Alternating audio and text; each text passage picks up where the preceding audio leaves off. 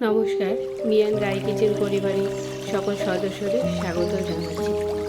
আজকে আমি বানাবো চিকেন রোল কারি। তাই প্রথমে চিকেনটা কষে নেব। তার জন্য কড়াইতে তেল গরম করে নিয়ে গোটা গরম মশলা ফোড়ন দিয়ে দিলাম। তার মধ্যে দিয়ে দিচ্ছি পেঁয়াজ কুচি। পেঁয়াজ কুচিটা 2 মিনিট ভেজে নিয়ে তার মধ্যে দিয়ে দিচ্ছি ক্যাপসিকাম কুচি। পেঁয়াজটা এবং ক্যাপসিকাম কুচিটা ভালো করে ভেজে নেব। পেঁয়াজ আর ক্যাপসিকাম ভাজা হতে হতে টমেটো, কাঁচা লঙ্কা আর পেঁয়াজটা বেটে নেব।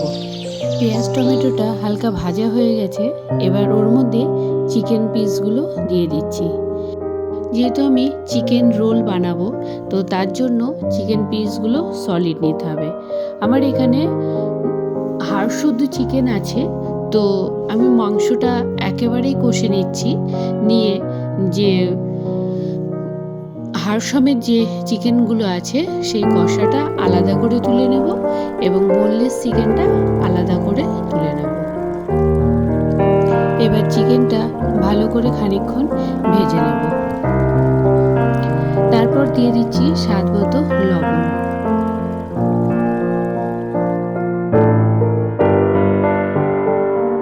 এবার দিয়ে দিচ্ছি পরিমাণ মতো হলুদ।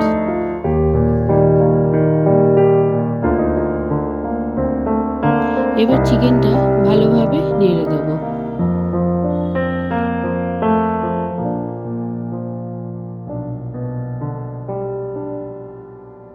এবার আমি দিয়ে দিচ্ছি আদা রসুন পেস্ট। এবার দিয়ে দিচ্ছি কাঁচা লঙ্কা, টমেটো, পেঁয়াজ বাটাটা দিয়ে চিকেনটা ভালো করে কষে নেব। এবার ওর মধ্যে দিয়ে দিলাম মিট মশলা। চিকেন রান্না রেডি হয়ে গেছে। সলিড পিসগুলো আলাদা করে নিয়েছি। এইভাবে একটা একটা করে বাঁধাকপির পাতাগুলোকে ছাড়িয়ে নিয়েছি।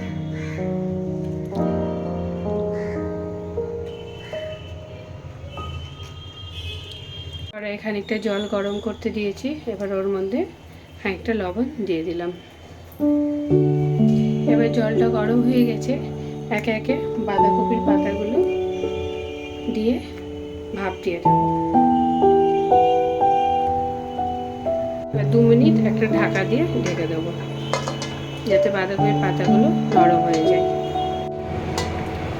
বাঁধাকপির পাতাটা বেশ নরম হয়ে গেছে। এবার গ্যাসটা বন্ধ করে 2 মিনিট ঢাকা দিয়ে রেখে দেবো। দুটো মাঝারি সাইজের পেঁয়াজ, দুটো টমেটো, 4-5টা কাঁচা লঙ্কা, 8-10টা কাজু দিয়ে একটা পেস্ট বানিয়ে নিলাম।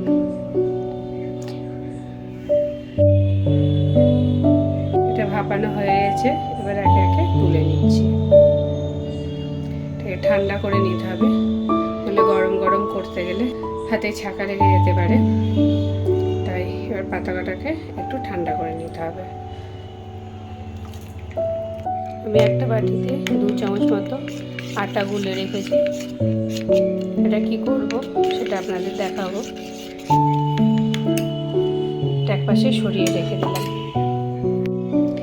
চিকেনটা আমার ঠান্ডা হয়ে গেছে। এবার চিকেনের যে সলিড পিসগুলো আছে সেগুলো মিক্সার গ্রাইন্ডারে নিয়ে নেব, দিয়ে একটা পেস্ট বানিয়ে নেব।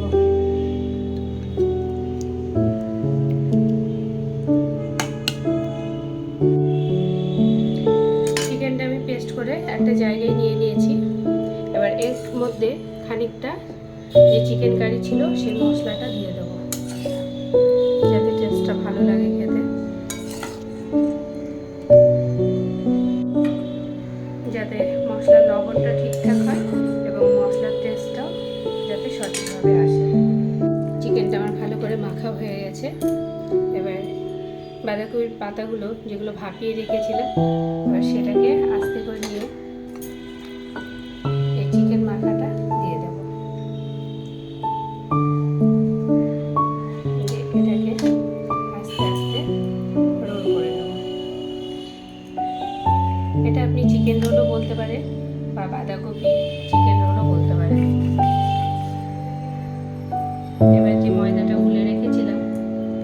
পাতাটা এইভাবে দিয়ে দেবো যাতে পাতাটা খুলে না যায়। এইভাবে চেপে দেব। এবার প্রত্যেকটা রোল তৈরি করে নেব, তারপরে কি করব সেটা আপনাদেরকে দেখাবো। আমি সব রোল কটা বানিয়ে নিয়েছি, এবার ভেজে নেব। কড়াইয়ে খুব বেশি তেল দিইনি, অল্প তেল দিয়েছি, আস্তে আস্তে করে এবার এগুলোকে দিয়ে ভেজে নেব। খুব বেশি ছাকা তেলে ভাজার প্রয়োজন নেই।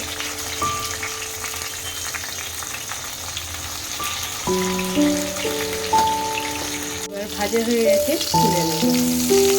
এইভাবেই সবগুলোকে এক একে ভেজে ভেজে তুলে নেব। এইভাবেই কড়াইয়ের মধ্যে পিচ করে নিলাম। বাঁধাকপি, চিকেন, রোল, কারি।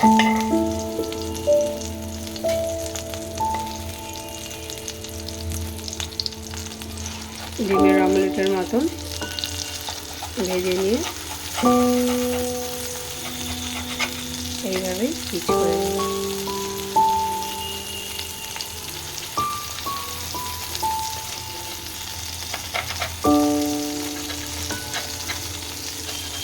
তুলে নেব।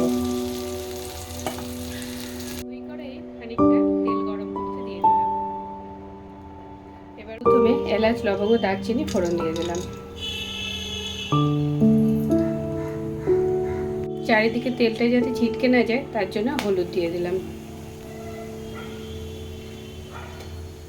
এবার পেঁয়াজ, টমেটো, কাজু, কাঁচা লঙ্কা যেটা বেটে রেখেছিলাম সে বাটা মশলাটা দিয়ে দিচ্ছি।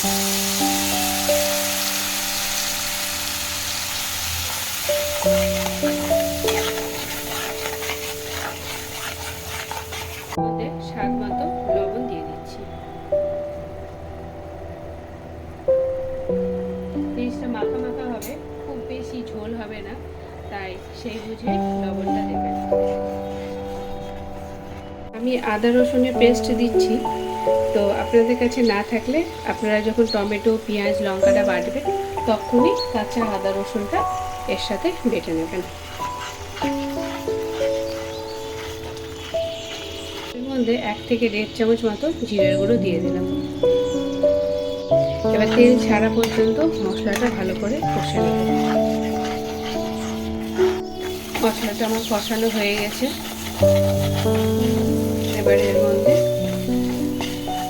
জল দিয়ে দেব। খুব বেশি পরিমাণে দেব না, যেন পাতলা ঝোল হয়ে যায়। পরিমাণ মতো জল দিয়ে দেব।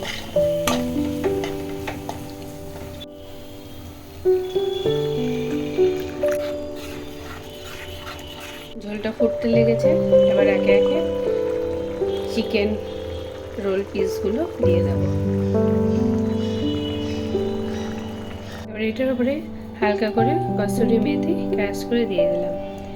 আমার কাছে ধনে পাতা নেই, তাই আমি কসুরি মেথিটা দিলাম। আপনাদের কাছে যদি ধনে পাতা থাকে সেটাও আপনারা দিতে পারেন।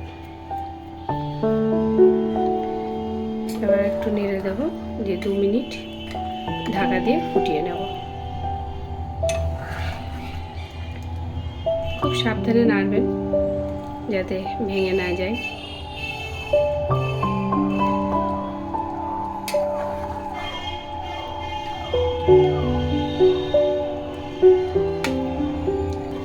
এবার 2 মিনিট ঢাকা দিয়ে ফুটিয়ে নেব।